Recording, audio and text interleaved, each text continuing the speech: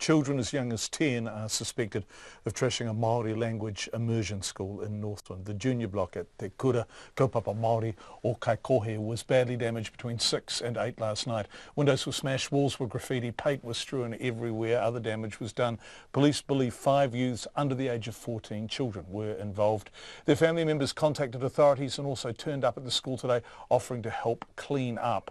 The chair of the Kura's board, Quinton Heater, told our reporter Anusha Bradley the senseless act of vandalism is a blow to the school, which has worked hard to rebuild its community in recent years. But he says there's also an understanding that help must be given to the kids who carried out the vandalism. Once the police investigation has finished and the insurance matters are dealt with, I imagine whānau will come in, we'll have a karakia, and the place will be tidied up pretty quickly.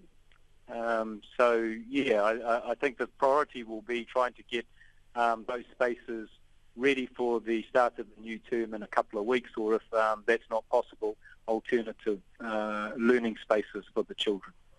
And you mentioned that you think the children that did this were quite young. How young are we talking about?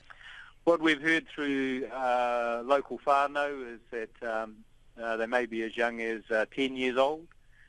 So, you know, aroha to the school and also aroha to children who find themselves in that situation.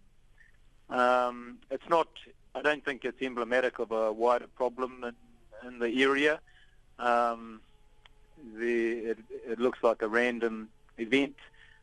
Kids in this town are often bored. I don't think there's enough investment in infrastructure in our town, on top of all of the other social issues that impact a town like this with high unemployment. And it's not just Kaikohe, it's all around the country.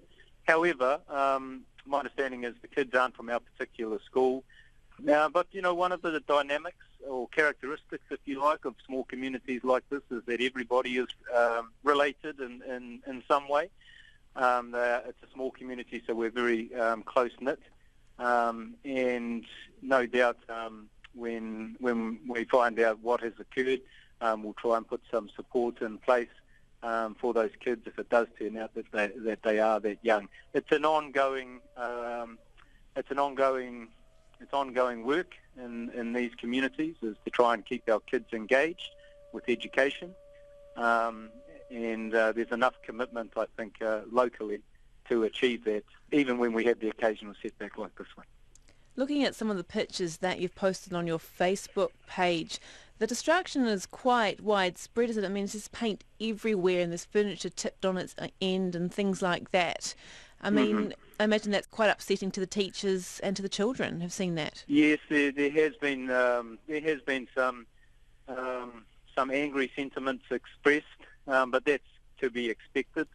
I think that's a natural reaction in this type of situation where people feel aroha for the school and they know all of the work that's gone into it over the years. But I guess for me personally, you have to bear in mind if these are very young people, and you have to bear that in mind as well as the extenuating circumstances that some people, conditions that some people live in these towns. That's Quinton Heater, who is the chair of Te Kura Kaupapa Maori or Kaikohe. Earlier in the program we spoke to a cousin of one of the boys who is believed to be responsible for the vandalism, and that story is up online now.